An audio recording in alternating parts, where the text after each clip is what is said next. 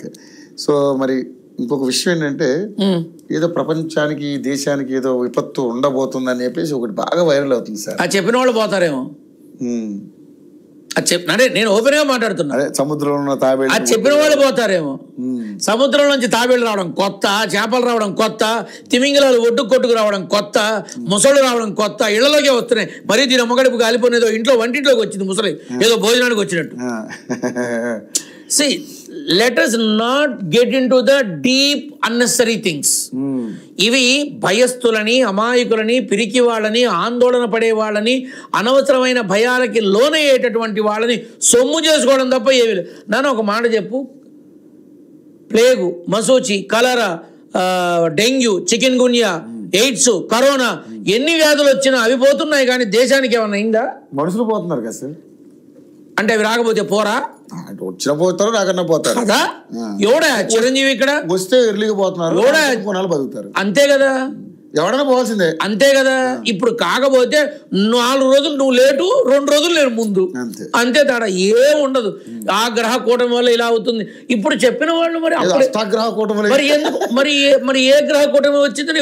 విజయవాడ మునిగిపోయింది, ఆంధ్ర, ఇక్కడ తెలంగాణ మునిగిపోయింది, అక్కడ కర్ణాటక మునిగిపోయింది, తమిళనాడు మునిగిపోయింది. మరి ఏ గ్రహ కూటములు చెప్పలేదే అప్పుడు చెప్పలేదే. ఇప్పుడు ఎందుకు మాట్లాడుతున్నారు? ఎవడు సముద్రంలో వచ్చేది? మహా అయితే నదుల్లోనూ సముద్రాల్లోనూ సుడిగుండాలు వస్తాయి, అంతకు మించి ఇంకా ఏమీ రావు. వచ్చే నష్టం లేదు, వచ్చే నష్టం లేదు. ఈ భూభాగం మొత్తంలో 75% వాటరే ఉంది, 25% భూమి. కాబట్టి 75% వాటర్ అంతా కూడా భూమి వైపు వస్తే మనంతా కూడా అప్పుడు ఏదో అన్నారు 2012లో ప్రపంచం అంతం కాబోతుందని. నేను అప్పుడు చెప్పాగా, 2012లో చెప్పిన వాళ్ళు అంతం అవుతారేమో, ప్రపంచం కాదు అన్న. ఆ తర్వాత ఏం జరిగిందో నాకు తెలియదు, ఎవడు అంతమయ్యాడో కూడా తెలియదు నాకు. Let us be practical. మనము కలియుగంలో శ్రీ వెంకటేశ్వరుడి సన్నిధానంలో అయినటువంటి ఆయన వైకుంఠం లాంటి ఈ భారతావనిలో, ఈ కర్మభూమిలో, ధర్మభూమిలో మనం ఉన్నాం. కష్టాలు అనుభవించక తప్పదు, సంతోషాలు అనుభవించక తప్పదు, ప్రతి కర్మని అనుసరించక తప్పదు, ఎవరు తప్పించుకోలేరు. కాకపోతే భగవంతుని నమ్ముకున్నందుకు చెయ్యిపోయేది గోరుపోతుంది. నమ్మలేదనుకో నష్టం లేదు, కర్మని బట్టి వెళ్లాల్సిందే జీవితం, ఇంతే తప్ప ఇంకొకటి లేదు నాన్న.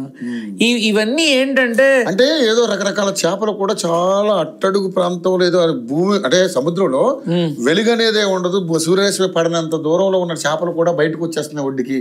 ఏదో జరగబోతుంది సముద్రంలో, ఏదో గందరగోళం జరగబోతుంది అనేది చాలా మంది మాట్లాడుతూ ఉన్నారు. సో ఇది భయ ప్రాంతంలో చేసే కంటెంట్ బాగుంది నాన్న. కంటెంట్ బాగుందా? కంటెంట్ బాగుంది, సూపర్. కంటెంట్ చాలుగా, వ్యూవర్షిప్ కోసం అంతే. నేనైతే అదే మాట్లాడతా. ఏమవుతుంది నాన్న, మనం ఈ కలియుగం అనేది అంతం ఎప్పుడు అనేది నీకు తెలుసా, నాకు తెలుసా? కలియుగ దేవ వెంకటేశ్వర స్వామి తెలియాలి కదా. కలియుగాంతం ఉన్నంత వరకు నేను ఉంటాను ఇక్కడ అన్నాడు. ఫలానా ఇయర్ 2012 అని చెప్పాలా, 2025 అని చెప్పాలా? ఈ వేళందరికీ ఎందుకు?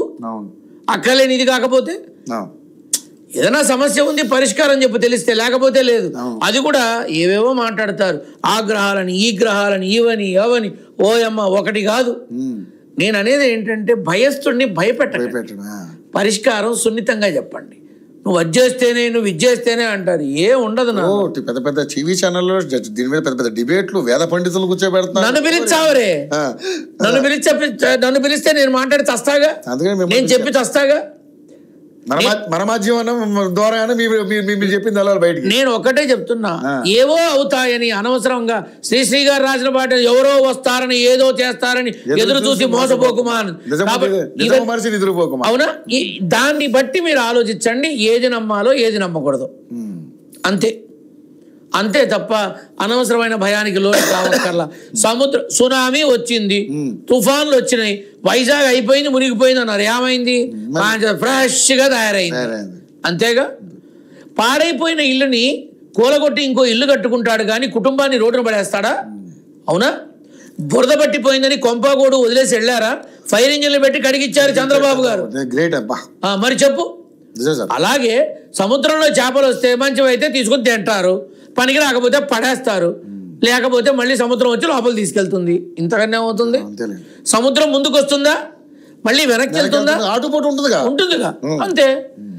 సముద్రంలో తిరిగింది, ఎందుకులే అసలే నేను మూర్ఖపు నా ఉడుకుని నా నోటి నుంచి ఇవే వస్తాయి, అవసరమా నాన్న? మనం వాస్తవికతకు దగ్గరగా వాస్తవాలు మాట్లాడుకుంటే మాత్రం భగవద్ ఆశీర్వచనంతో మనం భగవంతుని నమ్మినవాడు ఒక విధంగా, కర్మని అనుసరించేవాడు ఒక విధంగా. పుట్టాల్సిందే, చావాల్సిందే. ఎవడు శాశ్వతం కాదు, ఎవడు కాదు. కాబట్టి we have to be practical, అంతే. ఇప్పుడు నా దగ్గరకు వచ్చేవాడికి వాడి సమస్యకి